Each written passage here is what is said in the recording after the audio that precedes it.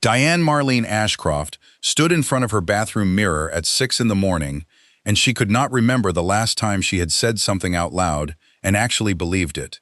Not a compliment to herself, not an opinion in a meeting, not even the sound of her own name spoken with any weight behind it. She stared at the woman looking back at her, 33 years old, hair still damp from the shower, and she realized she had spent years shrinking her own voice until she no longer knew what her real one sounded like. There was a rule that had governed her marriage for 6 years, one nobody had ever written down, one nobody ever had to say twice, because by the time she understood it, she was already living by it without being told. The rule was simple, and it was cruel in exactly the way simple things can be. A woman is not allowed to become too confident, not too loud, not too certain, not too visibly proud of herself. Somewhere along the way, without ever agreeing to it, Diane had built her entire marriage around obeying a law she never remembered signing. What made it worse was that she could not point to a single dramatic moment where it began. There was no one incident, no one scene she could describe and walk away from. It was smaller than that, quieter than that, and by the time she recognized what had happened to her, 6 years had already been spent living inside it. By the end of this story, you will understand exactly how a woman can lose an entire identity, not in one violent moment, but one small correction at a time. A raised voice answered with her own tears. An accusation turned back on her before she even finished speaking. A confidence quietly, patiently dismantled by the one person she trusted most. This is the story of how that rule was written into Diane's life, who enforced it, what it cost her, and what finally happened the day she read 4 sentences on a phone screen that were never meant for her eyes. Before we dive deeper, let us know in the comments where you're watching from. We'd love to hear from you, and don't forget to hit that subscribe button so you never miss any of our upcoming videos. Diane's story raised questions that would not leave you alone once you heard them, the kind that sit in the back of your mind long after the lights go out. Who was the man she married, and was he always like this, or did something change the day their daughter was born? Why did every argument in that house always end with Diane apologizing, no matter who had actually caused the pain? And what was it finally that broke through 6 years of quiet control and let her see her own marriage clearly for the first time? There was a business she started at 31 and quietly let die within 4 months. There was a friendship she let go of without ever being told to. And there were 4 sentences, typed calmly into a phone, that would eventually explain every single one of those losses. Each of these moments seemed unrelated on its own, the kind of quiet decision a woman makes and forgets. But together, they formed a pattern, and by the end of this story, you will see exactly how that pattern was built, one conversation at a time, by a man everyone else called the perfect husband. Diane Marlene Ashcroft was not always a woman who shrank herself to fit into someone else's comfort. Long before the mirror, long before 6 years of quiet obedience, she was a young woman from a small town outside Columbus, Ohio, who spoke her mind at the dinner table and did not apologize for it. Her father used to say she had an opinion on everything before she was even old enough to spell the word opinion. She laughed loudly in restaurants, wore bright colors because she liked them, and walked into a room expecting to be noticed rather than hoping to go unseen. Her mother, Carol Ashcroft, adored that fire in her daughter and never once tried to put it out. Diane met Gregory Holt at 26 at a mutual friend's barbecue on a warm Saturday afternoon. He was soft-spoken, generous, and remembered small details about people that most men forgot within minutes of meeting them. He complimented her work in front of his own coworkers. He held her hand in church every Sunday and bowed his head with a sincerity that made everyone around them trust him instantly.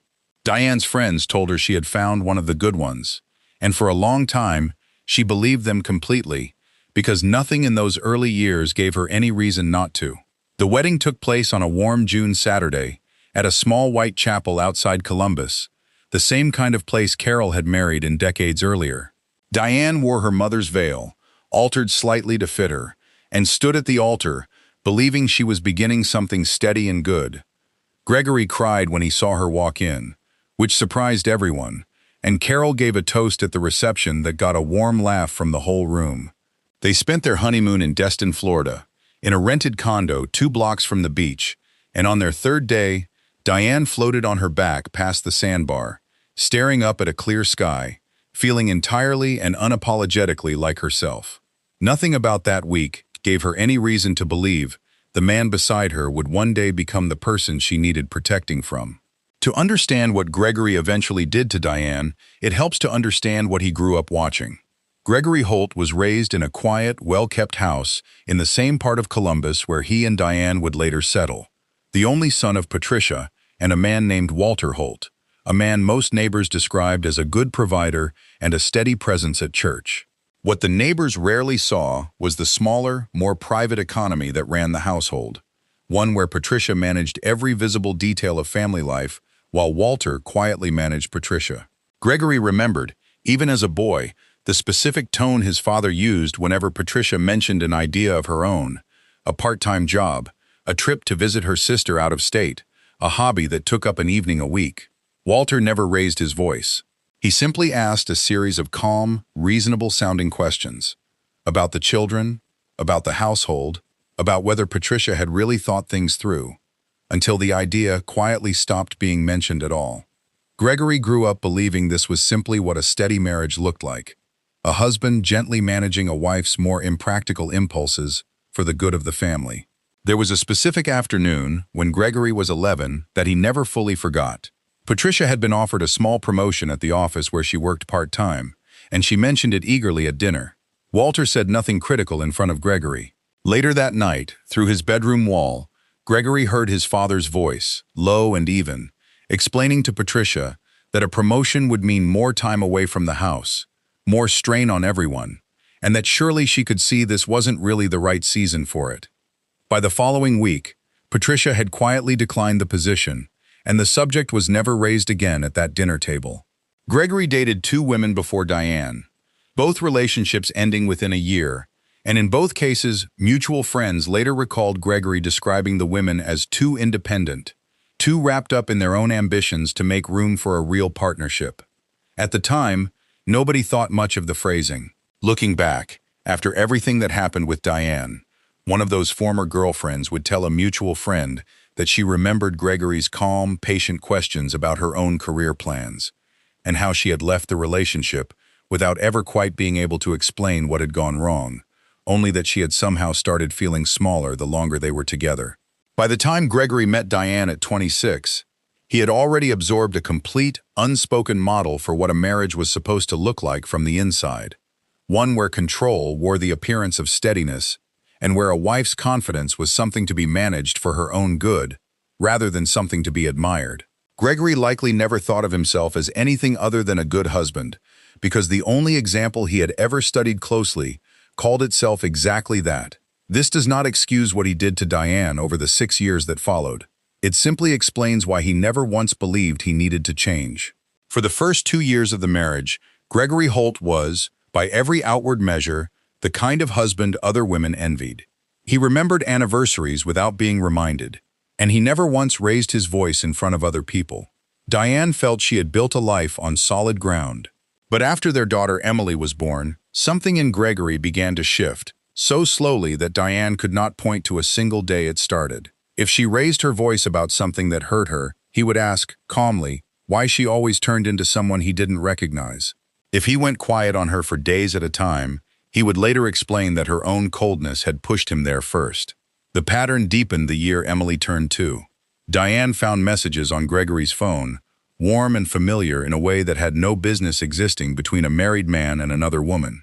She confronted him, hands shaking, expecting an apology. Instead, Gregory told her, in the same even tone he used at church, that she had violated his privacy, and that this, not the messages, was the real issue between them. Somehow, within 20 minutes, Diane was the one apologizing. She would replay that conversation for years afterward, trying to understand how the accusation had ended up in her own mouth. Over the following seasons, Gregory's control widened in ways so gradual that Diane rarely noticed any single step. When she visited her mother 2 weekends in a row, he grew distant and short with her for the better part of a week, until she quietly stopped visiting as often. When her college friends invited her to a birthday dinner, Gregory said nothing directly, but the cold silence that followed her home lasted long enough that she learned to decline before he ever had to ask.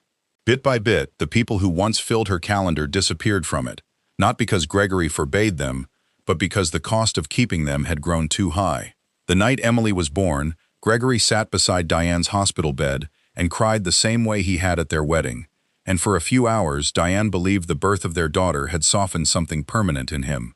3 days later, back home and exhausted, Diane mentioned offhand to a visiting cousin that the delivery had been harder than she expected, and that she was proud of how she'd handled it without an epidural for the first several hours. Gregory, smiling in front of the cousin, said only that plenty of women managed labor without treating it like an accomplishment worth announcing. The cousin laughed along, assuming it was gentle teasing between a tired new mother and her husband. Diane laughed too, though something in her chest did not find it funny at all. Gregory's mother, Patricia Holt, visited often in Emily's first year, and Diane noticed, gradually, that Patricia rarely disagreed with anything her son said about his wife. When Diane once mentioned, lightly, that she'd handled a difficult night alone with Emily while Gregory was traveling for work, Patricia told her that a wife's job was to make those nights look effortless, so her husband never had reason to worry when he was away. Diane recognized over time that Patricia had likely lived by the same rule for decades in her own marriage, and had simply never questioned whether it was worth passing down. Diane's 30th birthday fell 8 months after Emily was born, and Gregory organized a small dinner at a restaurant downtown, inviting a handful of their closest friends. Midway through the evening, one of Diane's friends raised a toast, celebrating how far Diane had come in her career before taking time off for the baby, calling her one of the sharpest people in the room. Gregory laughed along warmly in the moment. In the car afterward, he told Diane that toasts like that made him a little uncomfortable, not because they weren't kind, but because he worried people would start expecting too much from her once she went back to work, and he didn't want her setting herself up to feel like a failure later. Diane spent the ride home quietly convinced he was only looking out for her. The financial control arrived quietly, dressed up as responsibility. Gregory managed the family accounts and asked Diane to account for every purchase, down to a birthday gift for her niece or a coffee bought on an ordinary Tuesday afternoon. When Diane pointed out that Gregory had bought himself new golf clubs that same month without any explanation, he told her his purchases were necessary for his work relationships, and hers simply weren't the same kind of necessary. She stopped asking questions about his spending and started rehearsing justifications for her own, the way a nervous student rehearses answers before an exam she is afraid to fail. At 31, Diane tried to start a small online business selling handmade home goods, something entirely her own. Gregory praised the idea warmly in front of his mother and their neighbors. Alone with Diane, his tone changed completely. He told her she was too emotional for business, that she didn't understand how the world really worked, that her time was better spent focused on Emily. He never once forbade her outright. He simply made the cost of continuing so exhausting that within 4 months, Diane quietly let the business die, telling herself she had simply lost interest, though the truth was something else entirely.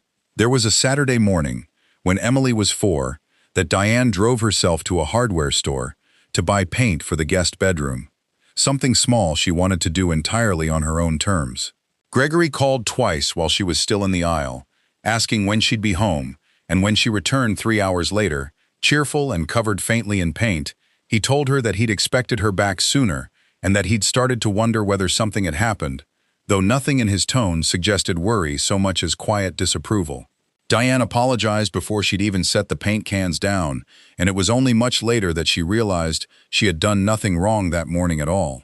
A former colleague reached out to Diane the year Emily turned 5, offering her a well-paying consulting project that could be done almost entirely from home. Diane was thrilled at first, staying up late reworking her old portfolio, feeling something close to the excitement she remembered from her 20s. When she brought it up at dinner, Gregory listened patiently, then asked a series of calm, reasonable-sounding questions about who would handle Emily's school pickups, whether the extra income was really worth the disruption to their routine, whether Diane had really thought through what she'd be sacrificing at home. By the end of the conversation, Diane had convinced herself to turn the project down, and Gregory never had to say no even once. Diane began having trouble sleeping around the same period, waking most nights just after 2 in the morning, replaying conversations from earlier in the day, searching for the exact sentence where she had supposedly caused whatever tension Gregory seemed to be carrying. She lost weight she hadn't meant to lose, and her general physician, at a routine appointment, asked gently whether she was under unusual stress at home. Diane told him everything was fine, that marriage and motherhood were simply demanding, and she believed, in that moment, that she was telling him the truth. Her closest friend from college, Renata, visited for a weekend that same year, and noticed, within a single afternoon, how carefully Diane phrased even the smallest opinions in front of Gregory, softening statements about restaurants and paint colors as though bracing for correction. Renata asked her directly, once they were alone, whether everything between her and Gregory was really as steady as it looked from the outside. Diane laughed off the question, telling Renata that marriage simply required compromise and that Gregory had never once raised a hand to her, as though that fact alone settled the matter. Renata did not push further that weekend, though she left with a quiet unease she would remember clearly, years later, the day Diane finally called to tell her everything. By 32, Diane had stopped recognizing the woman who used to float on her back in the water off Destin, unafraid of anyone watching. She overthought every sentence before she said it out loud. She apologized first in almost every disagreement, regardless of who had caused it. She had become, without ever choosing to, exactly the kind of wife who made a marriage look peaceful from the outside, because she had learned that peace was cheaper to produce than honesty. And Gregory, meanwhile, remained exactly what everyone else believed him to be: soft-spoken, generous, and endlessly patient in public. It would take one more year and one accidental glance at his phone for that peace to finally crack open. The moment that finally broke the illusion arrived on an unremarkable Tuesday evening, when Diane picked up Gregory's phone to find a number for the plumber, and saw, instead, an open conversation with his old college friend Marcus. Marcus had asked him, half joking, how he managed to keep Diane so agreeable after 6 years of marriage. Gregory's reply was sitting right there on the screen, calm and unbothered, the same tone he used every Sunday in church. He had written that the secret was simple: never let a woman become too confident. Once she depends on you emotionally, financially, and mentally, he said, she won't leave, no matter what you do. Diane read the message 3 times before her hands stopped shaking. Every guilty apology she had ever offered him, every friendship she had quietly let go of, every dollar she had justified, and every idea she had abandoned, suddenly arranged itself into a single, deliberate pattern.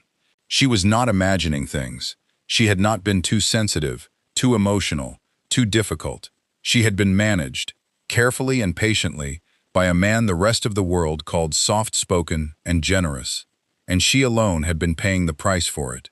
What she did next, she decided, would not be another apology. Diane did not confront Gregory that night, or the night after. She sat with what she had read for nearly 2 weeks, saying nothing, watching him move through their home with the same calm certainty he always carried, the same warm smile he wore at church on Sundays. For the first time in years, she found herself studying him, not as a wife studies a husband, but as a stranger studies a puzzle, quietly gathering pieces she would need later.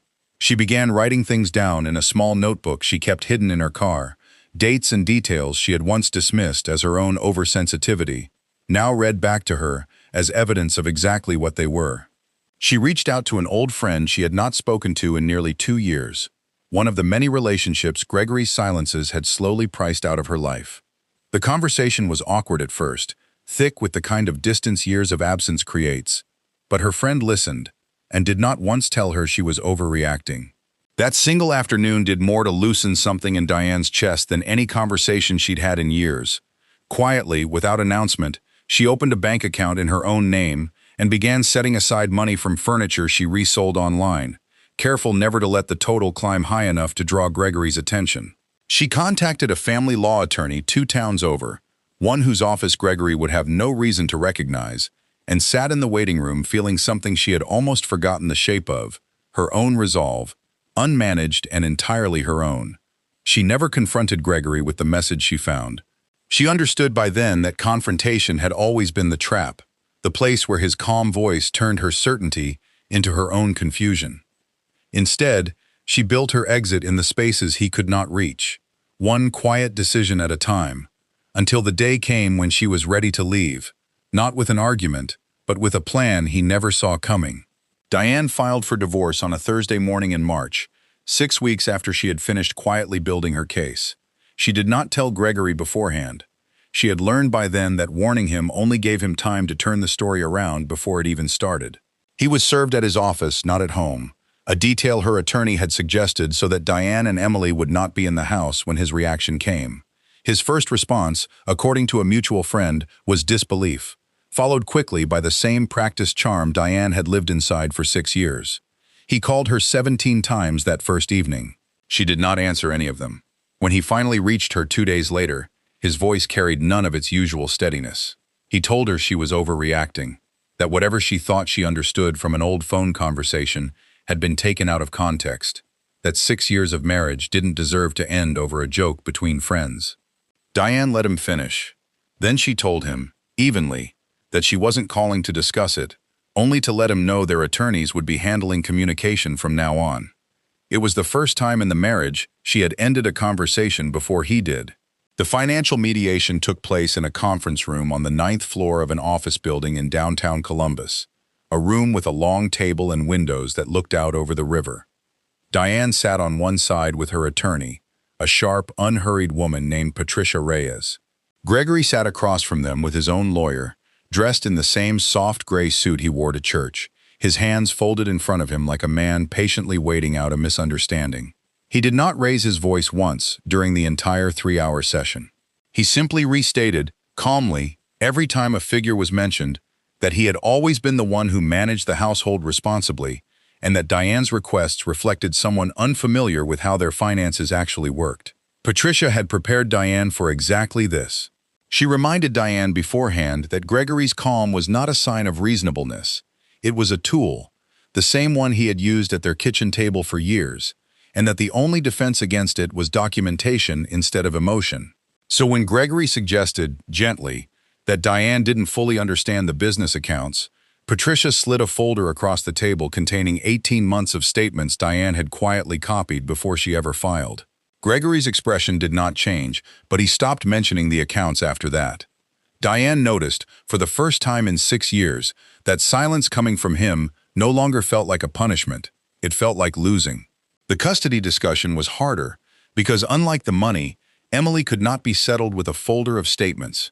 Gregory argued for equal parenting time with a conviction that surprised even his own attorney, according to what Patricia heard afterward through the courthouse grapevine.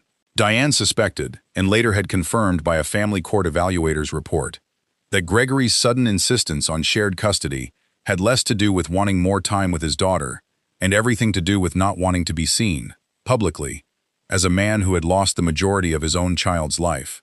The evaluator's report noted, in careful clinical language, a pattern of control in the household that the court ultimately weighed heavily in Diane's favor. Diane's therapist, a soft-voiced woman named Dr. Naomi Whitfield, worked out of a small practice near the university, and Diane's sessions with her became, in the second year, less about Gregory and more about the parts of Diane that had learned to disappear around him. There was a specific Tuesday, roughly 10 months into their work together, when Diane arrived at the office and, within minutes, found herself apologizing for a scheduling mix-up that was entirely the receptionist's fault. Dr. Whitfield stopped her mid-sentence and asked her, gently, who exactly she thought she owed that apology to. Diane sat with the question longer than she expected to, unable, at first, to answer it. That same month, Diane made the mistake of agreeing to meet Gregory for coffee to discuss a schedule change for Emily's spring break. It was meant to be a 15-minute conversation. Instead, Gregory spent most of it telling her how proud he was of how well she was doing, how mature she had become through the process, how he sometimes wished they could have found this version of communication while they were still married.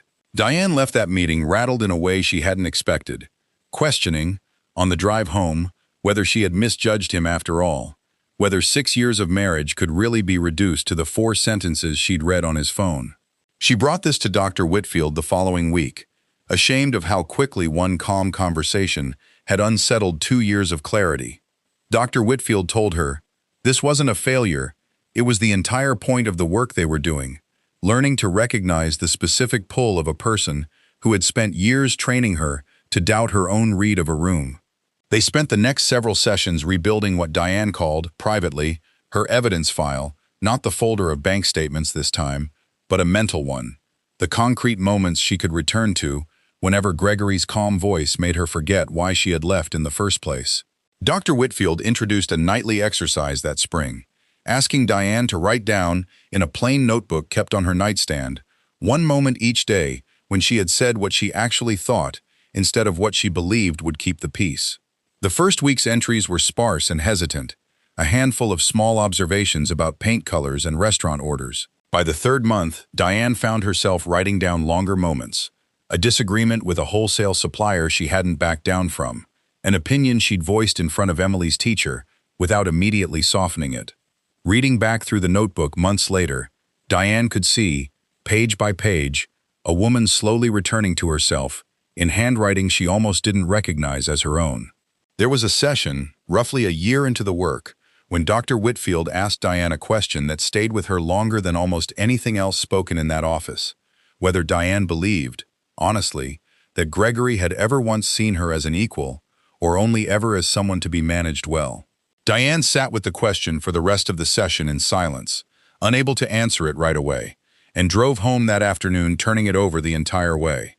It was the first time she allowed herself to consider that the answer might simply be no, and that nothing she could have done differently would have changed it.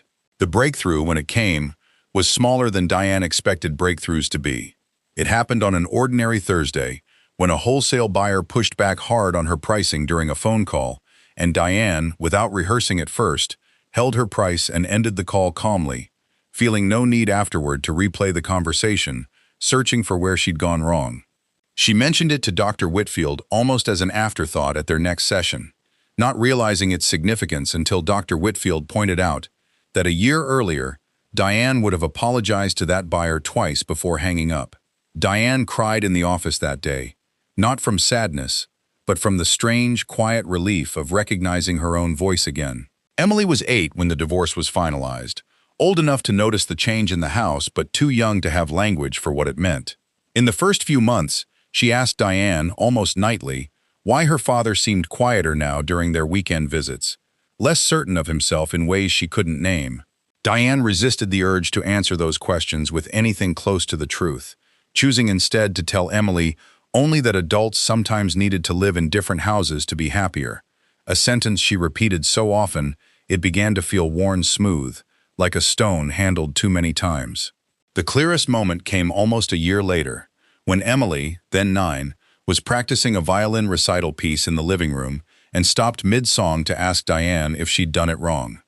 Diane told her it sounded wonderful, and Emily, without looking up from the sheet music, said quietly that Daddy always said it was better not to get too excited about things until you knew for sure they were actually good. Diane felt something go still in her chest, the exact stillness she remembered from her own childhood home, except this time it was living in her daughter's voice instead of her own. Diane did not correct Emily in that moment. She waited 2 days, choosing her words carefully with Dr. Whitfield's help, and then sat with Emily on the porch one evening and told her that it was always allowed to be excited about something you were proud of, that pride wasn't the same thing as bragging, and that Diane herself was still learning that lesson as an adult. Emily listened with the particular seriousness of a child deciding whether to believe something. Months later, at her next recital, she looked directly at Diane in the audience after her solo and smiled before anyone clapped, and Diane understood that small, unguarded smile as one of the truest victories of the entire divorce. There was a harder stretch, around Emily's 10th birthday, when she came home from a weekend at Gregory's house, repeating a phrase Diane recognized instantly, telling Diane that Daddy said girls who talk too much about their own achievements end up with fewer friends. Diane felt the old anger rise, sharp and immediate, and had to leave the room for a moment before responding. When she came back, she asked Emily, gently, whether she had fewer friends because of anything she'd said about herself, and Emily, after thinking about it seriously, said no. Actually, her friends liked hearing about her science fair project. Diane told her to trust that answer over any rule anyone else tried to hand her.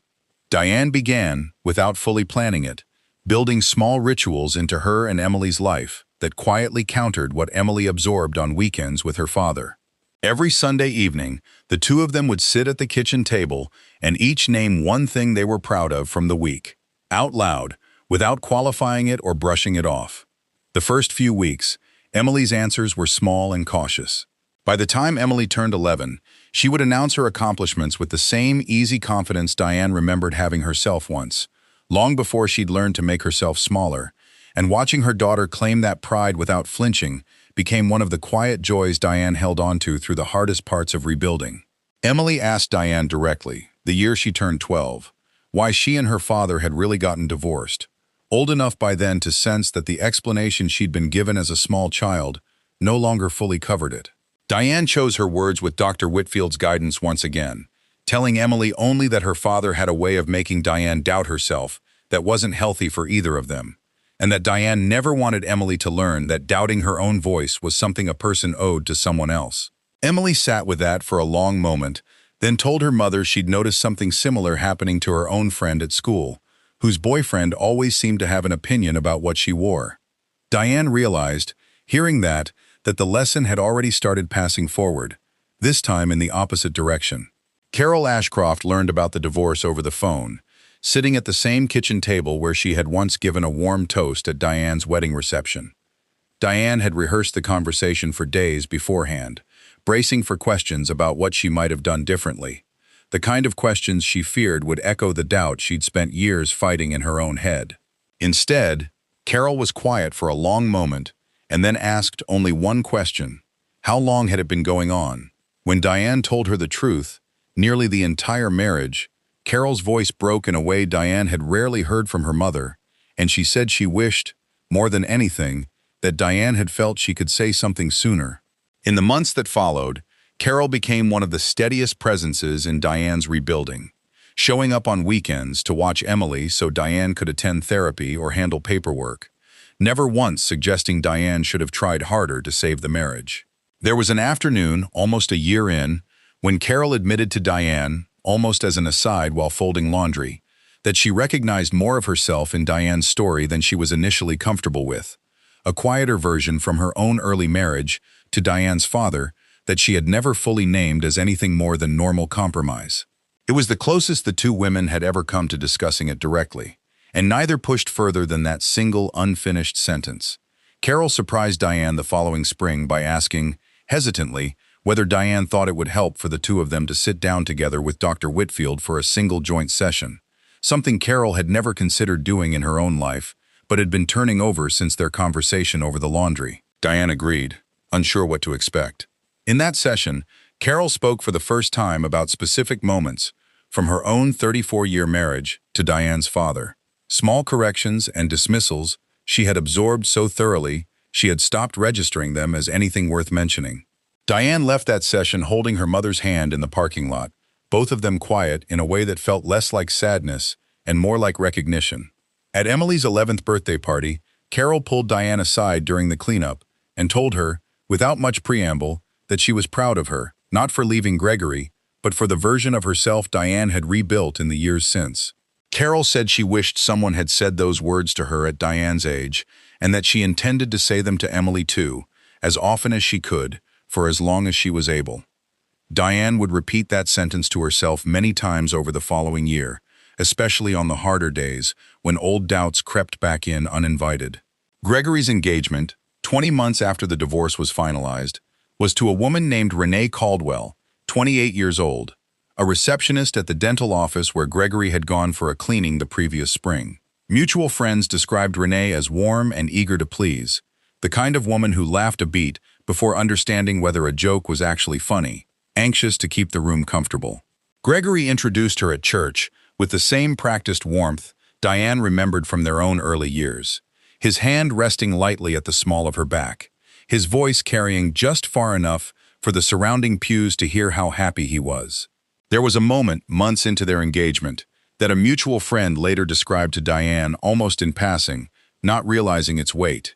Renee had mentioned, at a small dinner party, that she was thinking about returning to school to finish a degree she'd left unfinished at 22. Gregory had smiled and told the table how supportive he was of the idea, and then, once the conversation moved elsewhere, quietly asked Renee, near the kitchen, whether she'd really thought through how a full course load might affect her time at home. The friend recounting the story to Diane hadn't thought much of it at the time. Diane, hearing it, recognized the sentence immediately, word for word, as the shape of something she used to live inside. Gregory did not appear to spend much time in any kind of reflection on what had ended his marriage. He told people when asked that Diane had simply changed, become harder to reach, more difficult than the woman he married. He never once mentioned the message he sent to Marcus. Nothing in his behavior afterward suggested he viewed the marriage's collapse as anything he needed to examine in himself, only as something unfortunate that had happened to him. Gregory and Renee married in a ceremony almost identical in structure to the one he'd shared with Diane a decade earlier, at a similar chapel, with a similar guest list drawn largely from the same church congregation. Marcus, still close with Gregory, gave a toast at the reception praising Gregory's steadiness as a partner, the same word people had used about him at his first wedding. Diane heard about the toast secondhand, from a mutual acquaintance who didn't realize how pointed the retelling would land, and found herself feeling less anger than a kind of tired familiarity, recognizing exactly how easily the same performance could be repeated for a new audience. Roughly 2 years into the new marriage, Emily mentioned to Diane, almost in passing after a weekend visit, that Renee had started a part-time job at a boutique downtown and that her father seemed proud of it in front of company, but had mentioned to Emily privately that he hoped it wouldn't turn into anything bigger than a hobby. Diane recognized the phrase instantly, the identical shape of a sentence he'd once used about her own business, and she told Emily only that it sounded like Renee should decide for herself how big she wanted her own work to become. Emily nodded, already old enough by then to understand exactly why her mother had said it. Renee Caldwell had been warned, gently, by exactly one person before marrying Gregory. Her older sister, meeting Gregory for the first time at an engagement dinner, mentioned afterward that he asked an unusual number of questions about Renee's schedule, her friendships, her plans for the years ahead. Phrased so warmly, it took a moment to notice how thorough the questioning actually was. Renee laughed off the observation at the time, telling her sister that Gregory simply liked knowing everything about the people he loved, and that after years of dating men who barely asked her anything at all, his attentiveness felt like exactly what she'd been missing. In the first year of the marriage, Renee noticed small moments she couldn't quite name. The way Gregory grew quietly distant whenever she mentioned an old friend from nursing school. The way he praised her boutique job warmly in front of his church friends but asked, once they were alone, whether she'd really thought through how the hours might affect their evenings together.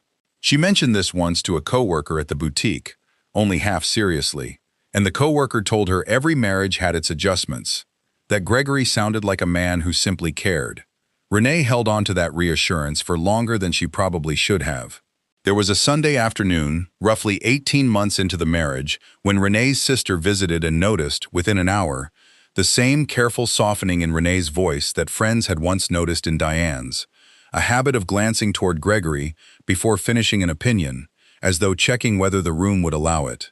Her sister said nothing that day, remembering how quickly Renee had dismissed her concerns before the wedding, but she found herself, driving home, thinking about the pattern more seriously than she wanted to admit. Diane never reached out to Renee directly, believing, as she had for years, that some lessons could not be handed to another woman secondhand. But there was a moment, at a shared family event for Emily's middle school graduation, when Renee and Diane found themselves alone together briefly near the refreshment table, and Renee asked Diane, almost carefully, what it had been like rebuilding a business entirely on her own after the divorce. Diane answered honestly, describing the slow first year, the late nights, the confidence she'd had to relearn from nothing. She did not mention Gregory once. She simply let the answer exist as its own quiet evidence, in case Renee ever needed to remember it later. Whether Renee's story ends the way Diane's did, this account cannot say, because that chapter has not yet been written. What is certain is only this. The pattern Gregory learned from his own father did not end with Diane, and it will not end with Renee either, unless someone in that house eventually reads their own version of the 4 sentences that once changed everything, and decides, the way Diane did, that a marriage is not required to survive on someone else's silence. Renee's sister, Danielle Caldwell, was a labor and delivery nurse who had spent a decade learning to read the small, unspoken signals people carried into a hospital room, the kind of details a person never says out loud, but shows anyway, in posture, in hesitation, in the specific way they answer a question they've clearly been asked before by someone else. It was this instinct, more than anything Renee ever told her directly, that kept pulling Danielle's attention back to her sister's marriage long after that one uneasy Sunday visit. Danielle began noticing a pattern in their phone calls, small and easy to dismiss individually. Renee would mention an idea, a weekend trip with old nursing school friends, a plan to expand her hours at the boutique, and within a few weeks the idea would quietly disappear from conversation, without any dramatic explanation. When Danielle asked directly what had happened to the trip, Renee would say only that the timing hadn't worked out, or that Gregory had needed her home that particular weekend. Phrases so reasonable on their own that Danielle found it difficult to explain, even to herself, why they left her uneasy every time. There was an evening, almost 2 years into the marriage, when Danielle drove out to visit unannounced after a long shift and found Renee sitting alone at the kitchen table with a stack of boutique inventory forms, visibly relieved by the company, but glancing toward the garage twice before saying much of anything. When Danielle asked, gently, whether everything was really all right, Renee laughed and said Gregory simply liked knowing where things stood in the house, that it wasn't anything serious, and changed the subject to Emily's upcoming graduation before Danielle could ask a follow-up question. Danielle brought her concerns to their mother that winter, carefully, aware of how it might sound to voice suspicion about a man everyone else in the family adored. Their mother reminded her that Gregory had never once raised his voice at anyone, that he showed up faithfully to every family gathering, that perhaps Danielle was reading too much into a marriage that simply looked different from her own. Danielle did not argue the point further that night, though she found herself thinking, driving home, about how many marriages that looked peaceful from a dinner table might be hiding something no one at that table had been trained to notice. The closest Danielle came to saying anything directly was at Emily's middle school graduation. The same afternoon, Diane and Renee had spoken quietly near the refreshment table. Danielle watched that exchange from across the room without hearing a word of it, and something in Renee's posture afterward, a kind of stillness Danielle couldn't name, stayed with her for weeks.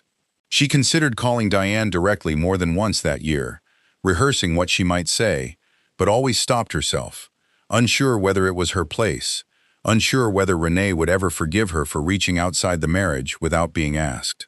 This account ends without knowing what Danielle eventually decided to do, because some stories are still being written by the people living inside them. What can be said is that Danielle kept watching, the same patient, careful watching she'd spent a decade practicing in hospital rooms, waiting for the one unmistakable sign that would finally give her permission to say, out loud, what she had suspected quietly for years. Whether that sign ever comes, and whether Renee will be ready to hear it when it does, remains the one question this story leaves fully unanswered. Diane relaunched her online business 14 months after the divorce, this time as a small home goods line she named Ashcroft & Co., after her own maiden name rather than anything borrowed from a marriage. The first year was slow and unglamorous, mostly late nights photographing product on a card table in her living room after Emily had gone to bed. There was a specific week, roughly 6 months in, when a wholesale order fell through, and Diane sat at that same card table questioning, out loud to no one, whether Gregory had been right after all, whether she really wasn't built for this kind of pressure. She called Dr. Whitfield the next morning instead of letting the thought settle, and by the following week she had secured a new supplier on her own. By the second year, Ashcroft & Co. had grown enough that Diane hired her first part-time employee, a college student named Bethany, who reminded Diane, in small ways, of who she had been at 20. It was Bethany, in fact, who became a young woman Diane found herself quietly mentoring, watching her deflect compliments the exact way Diane once had. The business never grew into anything enormous, and Diane never wanted it to. What mattered to her was smaller and harder to quantify, an income that was entirely her own, a name on the invoices that no one else controlled, and a quiet, steady proof, renewed every month, that she had never actually been the unreliable, overly emotional woman she'd spent 6 years being told she was. A regional lifestyle magazine featured Ashcroft & Co. in a small feature on women-owned home businesses during the company's 3rd year, and Diane was asked to provide a short quote about her journey starting the company.